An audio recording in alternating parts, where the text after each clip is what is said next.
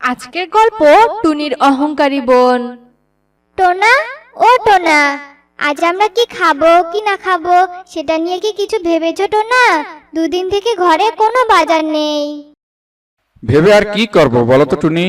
তো যে বৃষ্টি হচ্ছে বাইরেই যেতে পারছি না, কাজও করা হয়নি, সে কারণে হাতে কোনো টাকা পয়সাও নেই। টুনি, কি করে যে সংসারটা চালাবো ভেবেই পারছি না। টোনা, তুমি এত ভেবো না। মা আমার বিয়ের সময় যে বালাজোড়া দিয়েছিল, তুমি বরং সেগুলো বাজারে নিয়ে গিয়ে বিক্রি করে দাও। তা দিয়ে যদি দুদিন আমাদের সংসারটা একটু ভালো করে কাটে। না না টুনি, তোমার মায়ের রেখে যাওয়া শেষ স্মৃতি আমি কিছুতেই বিক্রি করতে পারবো না। দরকার হলে আমরা আরো দুদিন না খেয়ে থাকবো। টোনা, আমরা এভাবে না খেয়ে থাকতে থাকতে তো আমরা মারা যাব। তাই বলছি টোনা, তুমি আর কথা বাড়িও না তো। এখন যে আমার অনেক খিদে পেয়েছে টোনা, আমি আর না খেয়ে থাকতে পারছি না। এসব কথা বলে টুনি তাড়াতাড়ি বালাজোড়া এনে টোনাকে দেয়, আর টোনা বাধ্য হয়ে সেগুলো বিক্রি করার জন্য বাজারে নিয়ে যায়। তারা ছিল অনেক গরিব, ঠিকভাবে দুই বেলা খাবারও পেত না। এভাবে সুখে দুঃখে দুজন দুজনের পাশে থেকে দিন কাটাচ্ছিল। কি হয়েছে টুনি, তুমি কি কিছু বলবে আমায়? কি হয়েছে? আসলে টোনা, আজ সকালে দিদি আমার ফোন করেছিল, বলল সে নাকি আজ বিকেলেই আমাদের বাড়িতে আসবে। টোনা, তুমি তো জানোই দিদি কত বড়লোক বাড়িতে বিয়ে হয়েছে, কত ভালো ভালো খাবার খায় ওরা। আর দিদি আসলে তো এসব সস্তা খাবার দিতে পারবো না। তাই বলছি, তুমি যদি ভালো কিছু বাজার এনে দিতে পারো তাহলে ভালোই হতো। তুমি তো জানোই টুনি, আমাদের কতই অভাবের সংসার, আমরা ভালোভাবে চলতেই পারি না। তাই বলি কি, ঘরে যা খাবার আছে সেটাই তুমি তোমার দিদিকে খেতে দিবে, বুঝলে? আমি এখন বাহিরে যাই, দেখি কোনো কাজ পাই কিনা। এ কথা বলে টোনা বাইরে চলে যায় কাজের খোঁজে, আর টুনি তার দিদির জন্য ঘরে থাকা সস্তা খাবারই বানিয়ে রাখে। দেখতে দেখতে বিকেল হয়ে যায়, আর টুনি তার বোনের জন্য অপেক্ষা করতে থাকে। অবশেষে টুনি দেখে তার বোন প্লেনে করে তার বাড়িতে এসেছে। এতদিন পর তার দিদিকে দেখে অনেক খুশি হয়। দিদি জানো, তোমাকে দেখে আমার কি যে ভালো লাগছে। কতদিন পর তোমাকে দেখলাম আমি। তা দিদি, তুমি কেমন আছো বলো তো? হ্যাঁ রে, বড় লোকরা কেমন থাকে সেটা তো তুই ভালো করেই জানিস, তাই না?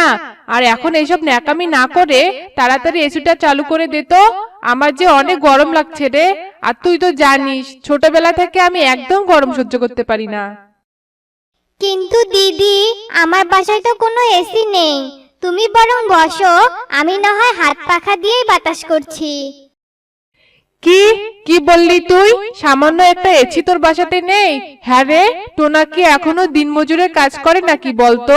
আমি কতবার বলছি তোকে টোনাকে একটা ভালো ব্যবসা ধরিয়ে দে, কিন্তু তোরা তো আমার কোনো কথাই শুনিস না।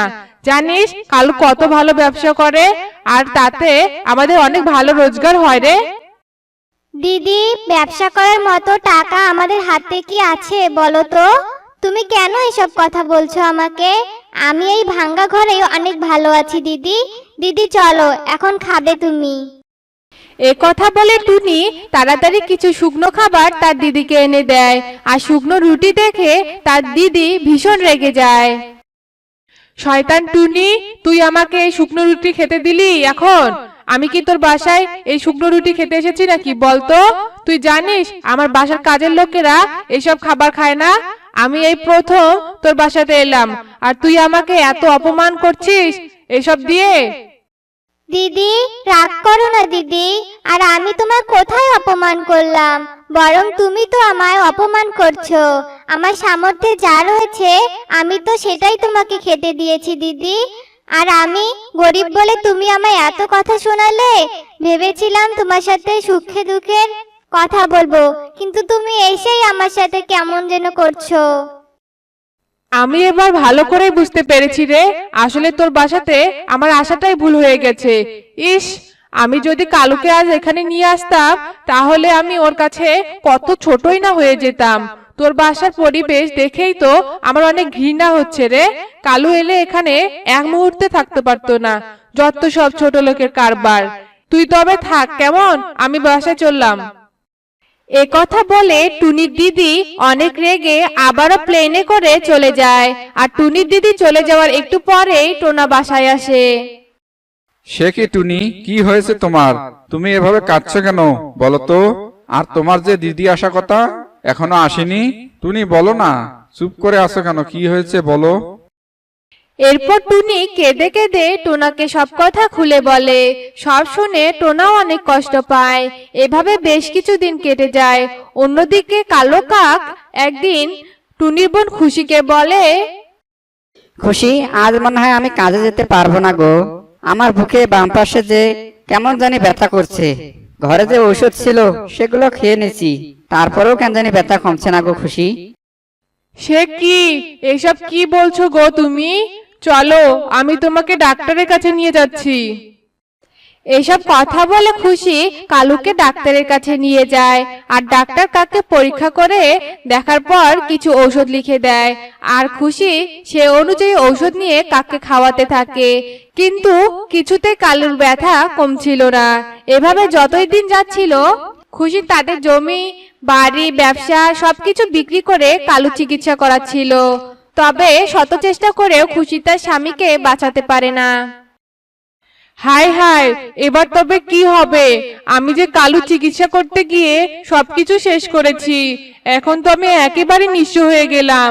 যাই, আজ থেকে বরং আমি ভিক্ষে করব। এছাড়া যে আমার কোনো উপায় নেই। এরপর থেকে খুশি বনের পাখিদের কাছে সাহায্য নিয়ে চলতো।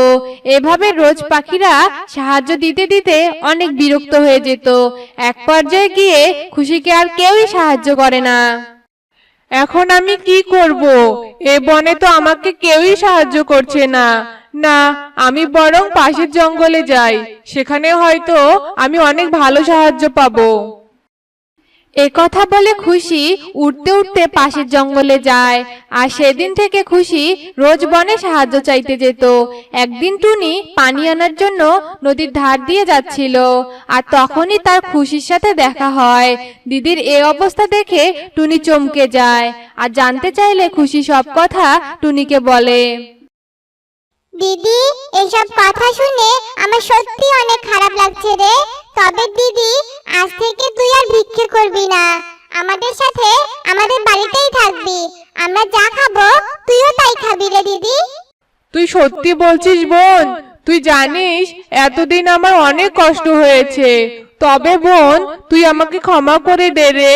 তুই গরিব বলে আমি তোকে কত অপমান করেছি, কত ছোট করেছি তোকে। আমাকে তুই ক্ষমা করে দে বোন। ঠিক বলেছিস দিদি, তোর অনেক অহংকারের কারণে আজ তোর এই অবস্থা হয়েছে। তবে আমি তো তোর নিজের বোন, তাই না? বোন হয়ে বোনের পাশে দাঁড়াবো না, এটা কি হয়? চল দিদি, আমার বাসায় চল। এরপর টুনি খুশিকে তার বাসায় নিয়ে যায়। সে থেকে খুশি টোনাটুনির সাথে দিন কাটাতে থাকে।